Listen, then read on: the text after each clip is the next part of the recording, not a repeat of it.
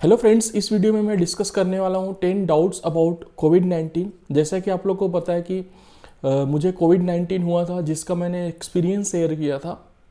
तो उसके जो प्रीवियस दो वीडियोस है उनमें एक में 13 लाख प्लस व्यू है, एक में 2.4 लाख प्लस व्यू है। अब उसमें इतने ज़्यादा कमेंट्स आ रहे हैं, इतने ज़्यादा क्वेश्चंस आ रहे हैं कि उसका मैं रिप्लाई नहीं कर पा रहा हूँ।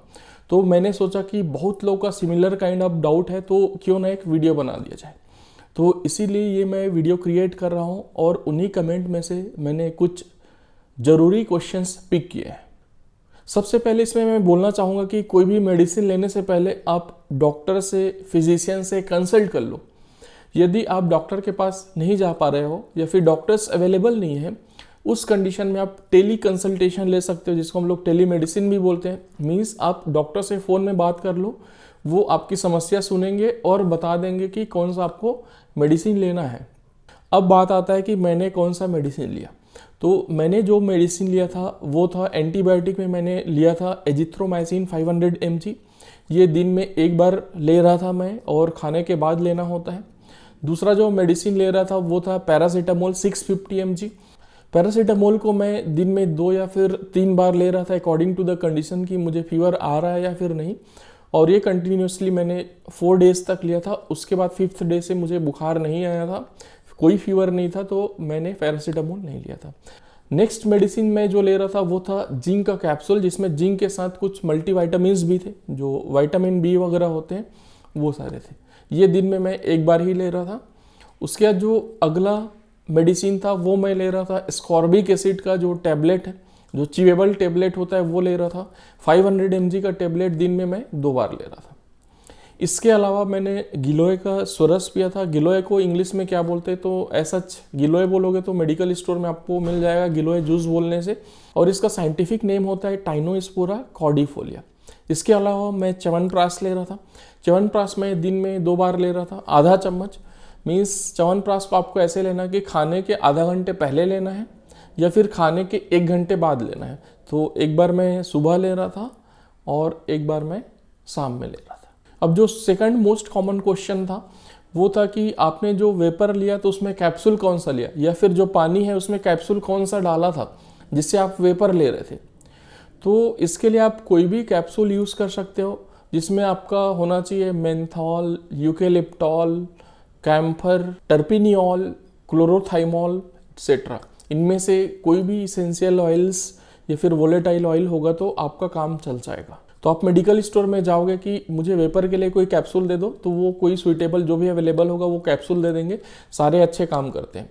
मैंने इजी ब्रीथ लिया था, जो सिप्ला का आता है। अब इसी के थोड़ा डिटेल में जाते हैं। तो कुछ लोगों ने पूछा है कि वेपर को कितने टाइम तक लेना चाहिए, 2 मिनट, 4 मिनट, 5 मिनट, कितना लेना चाहिए। तो इसके लिए मैं बोलूँगा कि कैप्सूल का जितना भी अंदर में मटीरियल होता है, जो ऑयल्स होते हैं, वो जब तक ख़त्म नहीं हो जाएगा तब तक आपको उसको लेते रहना चाहिए। अब वो 5 मिनट में ख़त्म हो, 10 मिनट में ख़त्म हो, 4 मिनट में ख़त्म हो, वो आपके ऊपर है। और ये जो वेपर है इसको कैसे लेना है, इसका जो जुगाड़ है उसको मैंने फर्स्ट वीडियो में बताया हुआ था। तो वीडियो का लिंक आपको डिस्क्रिप्शन में मिल जाएगा, उसको जा करके आप देख सकते हैं। इसी के कंटिन्यूएशन में एक और चीज़ें आजकल चल रही हैं कि वेपर लेने से क्या टिश्यू बर्न हो जाएगा क्या, नाक का या फिर रेस्पिरेटरी सिस्टम का। तो आप डायरेक्ट वेपर नहीं ले रहे हो। मीन्स जो वाटर का वेपर है, ऐसा नहीं है कि आप पानी उबाल रहे हो उसमें से जो वेपर आ रहे हो उसको लेते जा रहे हो। जो मैंने प्रोसेस बताया उसके अकॉर्डिंगली आप पानी को बॉयल कर लेते हो, उसके बाद उसको उतार करके, आग से उतार करके रख लेते हो। उसके बाद जो कैप्सूल है उसका 1 ड्रॉप डालते हो। तो जो कैप्सूल है उसमें क्या होता है, वोलेटाइल ऑयल, मीन्स उसका जो वेपोराइजेशन है बहुत जल्दी होता है, बहुत कम टेम्परेचर में होता है। जैसे ही गर्म पानी में उसको डालोगे तो जो वेपर आएगा वो वोलेटाइल ऑयल का आएगा, और वो वोलेटाइल ऑयल का वेपर आपके अंदर में जाएगा, जिससे आपको बर्निंग नहीं होगी, टिश्यू बर्निंग नहीं होगी। अब ऐसा है कि आप कुकर ले लिए, उससे जो सीटी खोल दिए, उसका जो वेपर आ रहा है उसको सीधा ले रहे हो तो कोई भी जल जाएगा, बहुत बुरी तरीके से बर्निंग होगा। अब नेक्स्ट क्वेश्चन था कि आपका कोविड-19 पॉजिटिव कब आया था, आपका फर्स्ट वेव में था या फिर सेकंड वेव में था, आप कितने दिन में रिकवर कर गए और आपको क्या हॉस्पिटल जाना पड़ा। तो मेरा जो कोविड-19 पॉजिटिव रिपोर्ट आया था वो 3 अप्रैल को आया था 2021 में, मीन्स ये सेकंड वेव में आया था। मैं 10 डेज में रिकवर कर गया था। 3 अप्रैल को मेरा पॉजिटिव आया था, 13 अप्रैल तक मैं रिकवर कर गया था और 14 अप्रैल को मेरा जो फर्स्ट वीडियो है वो आया था। और मेरा जो टेस्ट था वो लगभग 15 डेज में वापस आया था और स्मेल लगभग 17 डेज में वापस आ गया था और मुझे हॉस्पिटल जाने का ज़रूरत नहीं पड़ा था। अगला क्वेश्चन है कि आपका ऑक्सीजन लेवल कितना था और आपका पल्स रेट क्या रहता था, आपकी सीटी वैल्यू क्या आई थी। तो मेरा जो ऑक्सीजन लेवल मिनिमम गया था दैट वाज 92%, मेरा पल्स रेट अराउंड 70 to 80 के बीच में ही रहता था और मेरा सीटी वैल्यू 25 आया था। तो इससे रिलेटेड जो वीडियो है कि हमारे पास घर में कौन कौन से इंस्ट्रूमेंट होने चाहिए, इसेंशियल इंस्ट्रूमेंट होने चाहिए जिससे हम लोग ये सारा चीज़ मेज़र कर सकते हैं, उसके लिए मेरा नेक्स्ट वीडियो आने वाला है, 1-2 दिन में आ जाएगा। उस पर ऑलरेडी काम चल रहा है, एनिमेशन पे काम चल रहा है, ताकि आप लोग को बहुत ही ईजी लैंग्वेज में वो बहुत अच्छे से समझ में आ जाए। 5th क्वेश्चन है कि बहुत लोग ये बोल रहे हैं कि आप बोलते हो कि पॉजिटिव रहो, बट इतने सारे निगेटिव थॉट्स आ रहे हैं, हम पॉजिटिव उस कंडीशन में कैसे रहें। तो आप उस कंडीशन में एक चीज़ कर सकते हो, आपको जिस चीज़ से सबसे ज़्यादा प्यार है वो चीज़ करो, तो आपको मज़ा आएगा और आपके ये सारे निगेटिव थॉट्स धीरे धीरे जाने लगेंगे और पॉजिटिविटी आने लगेगी।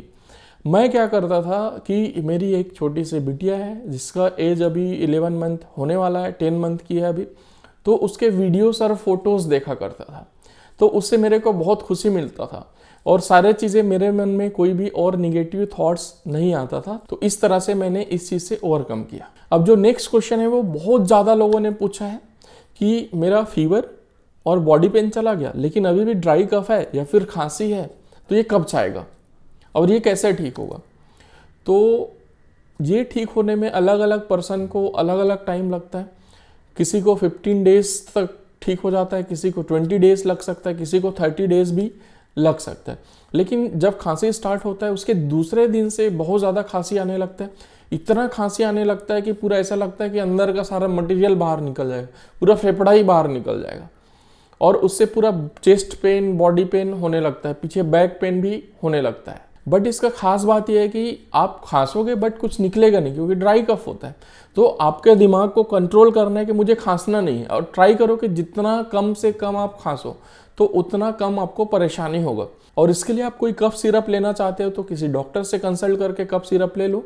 मैंने भी लिया था कफ सिरप, बट उससे ज़्यादा कुछ बेनिफिट होता नहीं है। इसमें आप जिंजर वगैरह चबा लो तो उससे बेनिफिट होता है कि खांसी नहीं आती है, या फिर कोई भी आपका हनी टस या फिर विक्स या फिर ऐसी कोई भी गोली है वो ले सकते हो जिससे आराम मिलता है और खांसी कम आता है। नेक्स्ट क्वेश्चन है कि आपको कौन कौन से सिम्टम्स आए थे। तो मेरे को सबसे पहले आया था फीवर, उसके बाद हुआ था मुझे बॉडी पेन, उसके बाद धीरे धीरे मेरा टेस्ट चला गया था, उसके बाद फिर स्मेल चला गया था, उसके बाद फिर ड्राई कफ हुआ था, मीन्स खांसी हुई थी। मुझे सांस लेने में कोई तकलीफ नहीं हो रहा था। अब बहुत लोग का ये क्वेश्चन है कि क्या आपने अपना वैक्सीनेशन करवाया था। तो मेरा एज 35 ईयर्स है, तो अभी मेरा नंबर नहीं आया था वैक्सीनेशन का, तो मैंने वैक्सीनेशन नहीं करवाया था। लेकिन जब भी मेरा नंबर आएगा मैं वैक्सीनेशन ज़रूर करवाऊंगा। और मेरा जो अपकमिंग वीडियोस है उसमें ये भी शामिल है कि वैक्सीन क्या होता है, हमें वैक्सीन लगवाना चाहिए नहीं लगवाना चाहिए, वैक्सीन के क्या फ़ायदे होते हैं, वैक्सीन लगवाने के क्या नुकसान होते हैं, ये सारा चीज़ उसमें मैं डिस्कस कर दूंगा डिटेल में। उसके भी एनिमेशन पे काम चल रहा है जिससे आप लोगों को चीज़ें बहुत आसानी से और बहुत ही मज़ेदार तरीके से समझ में आ जाएगा। अब बहुत लोग का क्वेश्चन ये आ रहा है कि आपने अपने घर से कोविड-19 का टेस्ट कैसे करवाया। तो इसके लिए मैंने ऑनलाइन बुक किया था डॉक्टर लाल पैथो लैब से।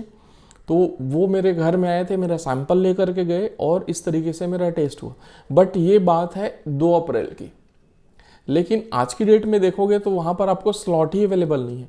आज बुक करोगे तो 7 मई 8 मई का डेट मिल रहा है। इसलिए आपको कोई सिम्टम्स आता है तो इमीडिएटली आप फिजिशियन से कांटेक्ट करो और उनसे कांटेक्ट करने के बाद आप अपना मेडिसिन वगैरह जो भी स्टार्ट करना है, जो भी फिजिशियंस या फिर डॉक्टर्स आपको बोलते हैं वो चीज़ स्टार्ट करो। बहुत लोग के ये क्वेश्चंस हैं कि मेरे भी सिम्टम सिमिलरली आपके जैसे ही हैं, सेम एक्सपीरियंस है, क्या आपने जो मेडिसिन्स लिया है वो बता दीजिए, क्या मैं वही ले सकता हूँ। तो यहाँ पर मैं बोलना चाहूँगा कि आप अपने फिजिशियन से कंसल्ट करो। मैं अलग जगह रहता हूँ, मैं गाज़ियाबाद में रहता हूँ, आप अलग जगह रहते होगे, हर जगह का कंडीशन अलग अलग होता है, हर जगह अलग अलग मेडिसिन अवेलेबल होते हैं। तो आप अपने डॉक्टर से कंसल्ट करो और उसके अकॉर्डिंगली वो जो बोलेंगे वो मेडिसिन आप लो। तो ये हो गए 10 कॉमन डाउट्स जो लोगों के मन में था। आई होप आप लोग को ये डाउट्स क्लियर हो गया होगा। अपकमिंग वीडियोस में हम लोग डिस्कस करेंगे कि इसेंशियल इंस्ट्रूमेंट कौन से हैं जो हमें घर में रखना चाहिए, और वैक्सीन क्या होता है, हमें लगवाना चाहिए नहीं लगवाना चाहिए। Thank you so much.